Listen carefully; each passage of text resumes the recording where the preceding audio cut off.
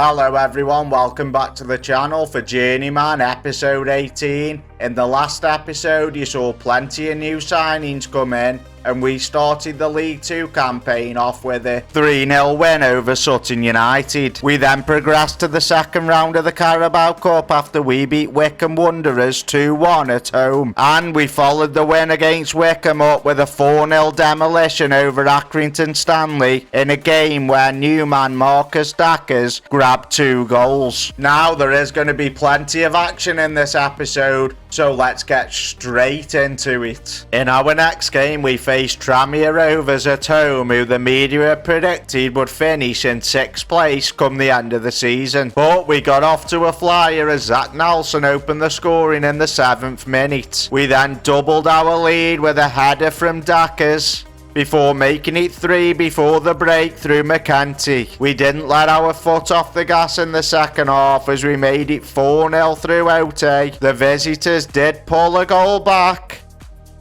but we were not finished there as Ote made it 5-1. It was a great win against the playoff hopefuls in a match that no one expected us to win. In our next game we travelled to Darren Ferguson's Bolton Wanderers, where a single goal from Marcus Dackers proved to be the only one of the game. It was a great away win and we had kept our good start to the season going. It was now time for the Carabao Cup second round as we welcomed Championship side Luton Town to Victoria Road, where a cagey 0-0 affair sent the game into a penalty shootout.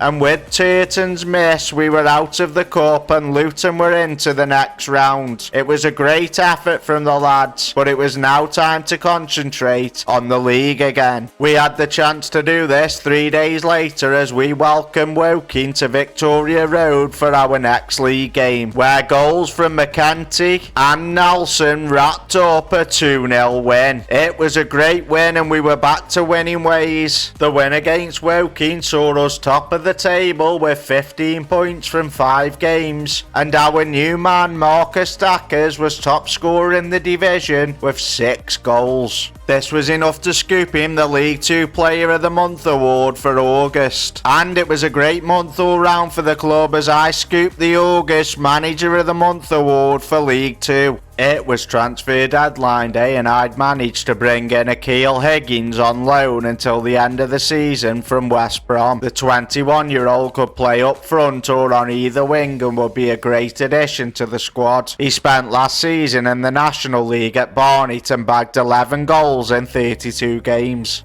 It was time to get our Papa John's Trophy campaign started with a home match against League 1 Portsmouth, where the away side took the lead in the first half. But we came out second half better and equalised through new man Higgins, and we left it late, but in the 81st minute we took the lead through Jarvis. It was a great win against a League 1 side, and it left us in second place in the group with Cheltenham top and Norwich under 21s in third place. New centre-back Ruari McConville had earned a call-up for Northern Ireland under 21s. He was a standout performer in their 5-0 win over Malta. In our next game we faced bottom of the table Northampton Town away from home, where despite a Max Thompson sending off in the 30th minute we earned a 0-0 draw. This left us second in the table with 16 points and 3 points behind leaders Bradford City. 6th place Rochdale were our next opponents, and it started off well as Ote opened the scoring from the spot in the 10th minute, but we could not hang on and the visitors levelled in the second half. It was an evenly matched contest and a draw was probably a fair result. We would be without Zach Nelson for our next game after he had consumed a dodgy takeaway and would be out for 3 to 8 days with food poisoning. Our next fixture saw us travel to 5th place Exeter City, where we were under the cosh for much of the game but come away with a 0-0 draw. Since being promoted to League 2 we had gone 8 matches unbeaten, but we needed to start turning the recent draws into wins. We had the perfect chance to do this as we travelled to Southend United, who sat in 21st place in the table, and we thought we'd won the game when Ratchford opened the scoring in the 67th minute, but we could not hold on and the the home side equalised in the 74th. It was yet another draw, but at least we weren't losing and we were still picking up points. I made plenty of changes for the visit of Bristol Rovers just 3 days later, and we got off to a great start as Ote opened the scoring in the 10th minute. He then got his second and doubled our lead in the 21st before grabbing his first half hat-trick from the spot. The visitors pulled a goal back just before half-time, but the score stayed at 3-1. It was a much better performance from the lads, and it saw us sitting in second place with 22 points. The good win against Bristol Rovers was followed up with some bad news as Richie Smallwood would be out for 3 to 6 months with a hip injury.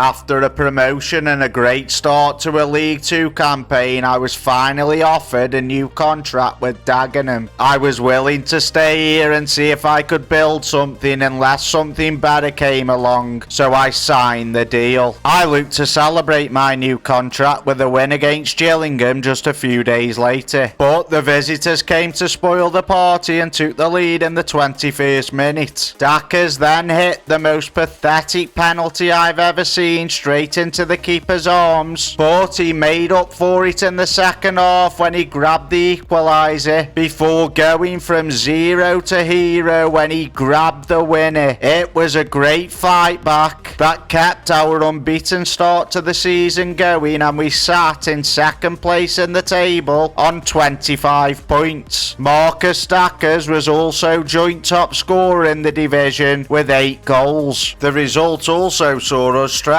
our unbeaten run to 18 games, which was a new team record. I was without the injured Zach Nelson, so went with Ote and Dackers up front for our next trip to Doncaster, and after a goalless first half, Ratchford opened the scoring for us in the 50th minute, but the home side quickly levelled on the 63rd minute, and that's how the game stayed. We probably should have won on the balance of play, but we're happy with a point. The players had done themselves and the club proud and had now gone 12 games unbeaten in League 2. I rested plenty of key players ahead of our next game to league leaders Bradford City. However, Marcus Dackers opened the scoring for us in the 27th minute. McCundy then grabbed our second in the 77th minute. The home side did grab a goal back in the 91st, but McConville made it 3 in the 93rd, and that's how the game stayed. We had closed the gap on Bradford to 2 points and sat 7 points clear of 4th place Tranmere. It was Papa John's trophy time again, and we faced Norwich under-21s at home, where Ote made it 1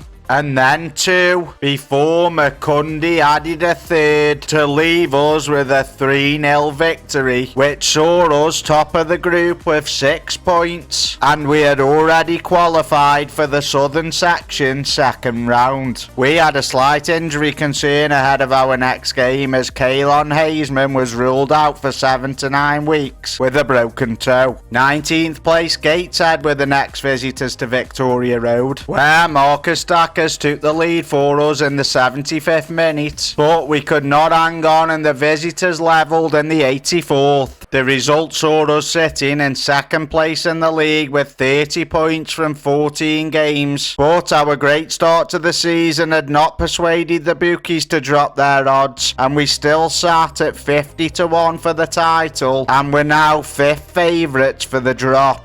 So everyone, that is the end of the episode. It's been a great start to the season for Dagenham. As you can see, we're 14 games unbeaten in a new division.